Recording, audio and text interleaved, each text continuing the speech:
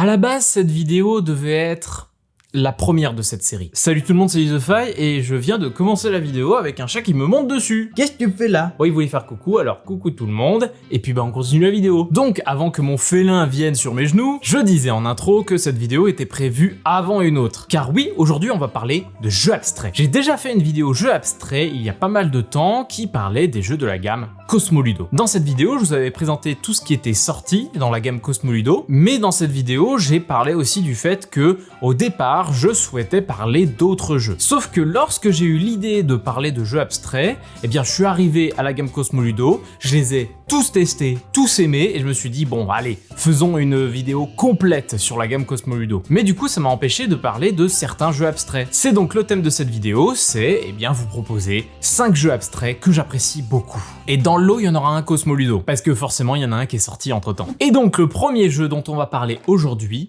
eh bien c'est le dernier de la gamme Cosmoludo. Il s'agit d'Oxono. J'adore le visuel de cette boîte. J'adore finalement en fait tout ce que fait Cosmoludo en termes de pratique, en termes de proposition et en termes d'édition avec ce format de boîte qui est toujours le même avec cette ouverture magnétique, un design très sobre avec une couleur tout en dégradé comme ça. Je trouve ça vraiment très beau. Oxono, donc c'est le dernier arrivé de la gamme Cosmoludo. Il s'agit d'un jeu de Jérémy Partinico qui a fait le merveilleux Yoxi. Yoxi, quand je vous en ai parlé, il s'agissait d'un des jeux que je préférais, même si il était très difficile de le maîtriser véritablement, c'est-à-dire que les premières parties, eh bien, elles sont assez intuitives, on comprend un peu ce qu'on fait, mais pour devenir bon au jeu, il fallait faire pas mal de parties et voir est-ce que ça vaut mieux le coup de poser un chiffre très gros ou pas, etc. Non, bah après, au fur et à mesure du temps, on comprenait que le but c'est surtout de bloquer son totem et pas forcément de réfléchir tant que ça au point qu'on fera, parce que si jamais on l'entoure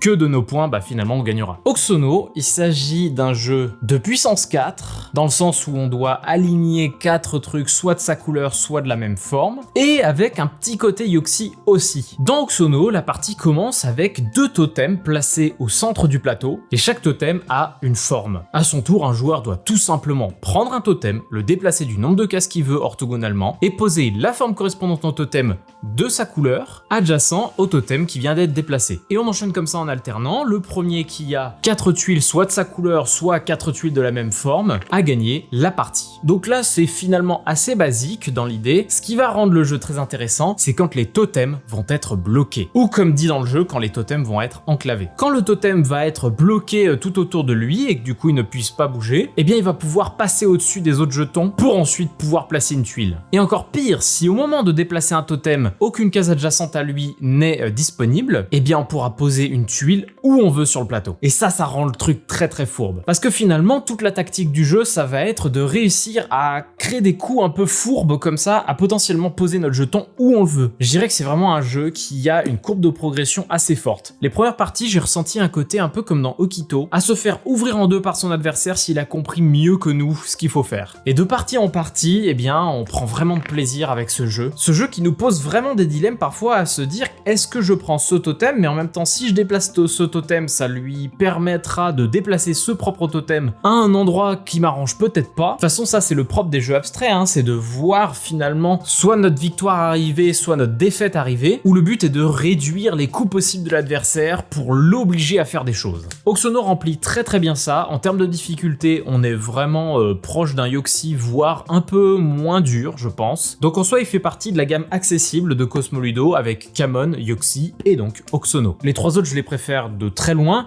mais ils sont effectivement plus difficiles d'accès. Je vous oriente grandement vers Oxono. C'est clairement des jeux où si vous voulez vous faire une partie rapide, là ils disent 15 minutes, ouais vous pouvez même être en dessous de ça, hein, vraiment. Le deuxième jeu que je vais vous présenter, c'est le jeu qui m'a donné l'idée de ces vidéos jeux abstraits. Puisque globalement, moi, j'ai connu les jeux abstraits finalement un peu comme tout le monde avec les jeux d'échecs, que j'aime beaucoup, mais où aujourd'hui, je n'en ressens plus de plaisir. Et au moment de découvrir ce jeu, on cherchait des jeux à 2, tout simplement. Et j'ai adoré la proposition de ce jeu, mi-jeu abstrait, mi-déduction. Ce jeu-là, c'est Volto. Alors on va rentrer dans le débat, est-ce qu'un jeu abstrait est comme ci ou comme ça? Parce que lorsque j'ai demandé à Cosmoludo qu'est-ce qui est pour eux des jeux abstraits, et où je suis d'accord avec la définition, mais en même temps ça veut dire que j'éloigne beaucoup de types de jeux, c'est un jeu avec information complète. Et c'est vrai que tous les jeux de la gamme Cosmoludo ont ça, on peut absolument tout prévoir de l'adversaire, c'est juste que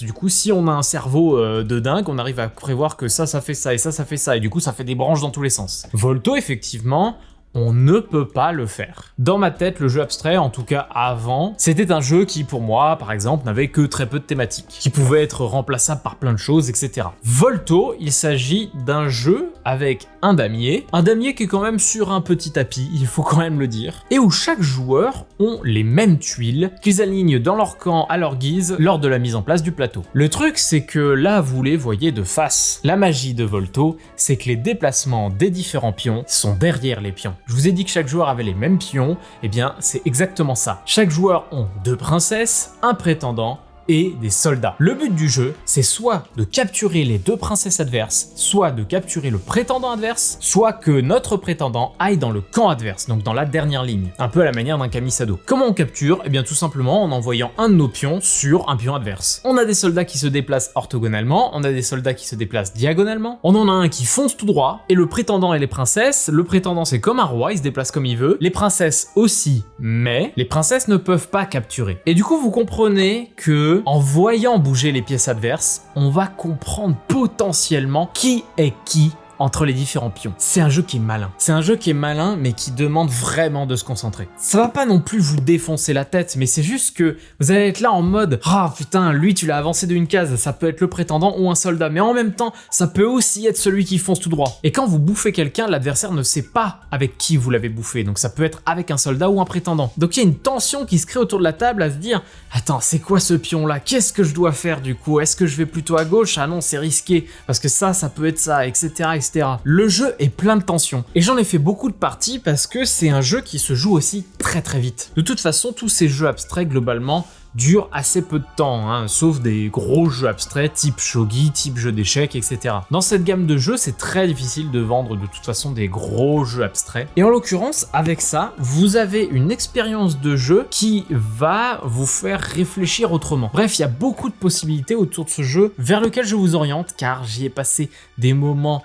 assez dingue, où il y a des gros débriefs à la fin des parties, à se dire « Ah mais ouais, mais moi j'avais mis ici au début. Ah d'accord, tu l'avais mis là, en fait, moi j'ai vraiment cru que c'était lui depuis le début. » C'est très amusant et je risque d'en faire encore beaucoup des parties de ce jeu. Le troisième jeu est tout mignon. Tout à l'heure je vous disais, moi mon point de vue avec les jeux abstraits c'est qu'il n'y ait pas trop de thématiques, des choses comme ça. Bah là lui il a une thématique qui lui va bien finalement en fait avec le type de jeu et ce qu'elle apporte en termes de mécanique. Il s'agit du jeu A Boop. Vous vous souvenez, je vous en avais parlé quand j'étais allé au stand Lucky Duck à Cannes, et quand je l'ai découvert, j'ai fait « Waouh, c'est trop malin pour si peu !» Le but du jeu, il est tout con, aligner 3 gros chats. Sauf qu'au début de la partie, nous n'avons pas de gros chats. Donc comment on récupère des gros chats? Il faut réussir à aligner 3 petits chats. 3 chatons. Le problème, c'est que quand on pose un chaton à côté d'un autre chaton, que ce soit le nôtre ou ceux d'un adversaire, eh bien ils sont tous poussés d'une case plus loin. Ils sont boopés. Il est trop mignon comme nom, Boop. Le tout sur un petit damier matelassé, et ça, c'est la petite touche édition qui fait plaisir. Boop, c'est fun. Ah, c'est bigrement intelligent. Le chaos de ce jeu, justement, c'est de se dire comment je fais pour aligner mes 3 chatons alors que je les pousse quand je pose un chaton à côté. Eh bien,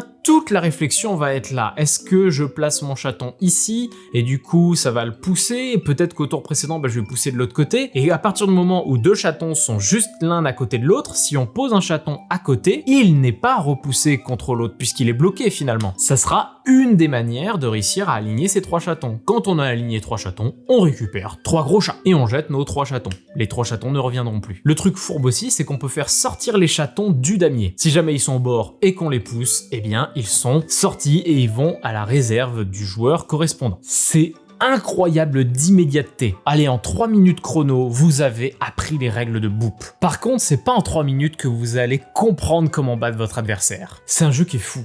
C'est un jeu qui est fou parce qu'il n'y a rien dans la boîte. Enfin vraiment, c'est une des boîtes les plus vides que j'ai eues. C'est vrai que ça peut être un reproche en termes d'édition, souvent à se dire « Ah, c'est des boîtes vides, etc. » C'est surtout pour la taille du plateau qu'il y a cette boîte, évidemment. Mais pour le si peu qu'il y a à l'intérieur, il y a une stratégie et une réflexion qui est folle. Au début, quand j'avais entendu parler du jeu, c'est-à-dire quelques mois avant Cannes, je me suis dit, bah, il est indiqué comme étant court, eh bien on le testera en passant à Lucky Duck, tout simplement. Oh là là là là. Quand Guillaume de Lucky Duck nous a fait tester ça, on voulait en recommencer une directement. Parce que c'est fun, parce que notre cerveau réfléchit d'une manière qu'on n'avait pas vue. Parce que pour si peu de règles, arriver à autant de réflexion, c'est si fort. Et puis on a envie de recommencer, on a envie d'avoir notre revanche sur un jeu comme ça. J'adore ce jeu, il est devenu un de mes jeux préférés en termes de jeux abstraits. En tout cas, s'il n'est pas préféré, il est l'un des jeux abstraits que j'ai le plus de facilité à sortir. Parce qu'il est tout bête, donc vraiment vous pouvez le présenter à 10 000 personnes, ça vous ennuiera jamais. Et puis il est trop mignon,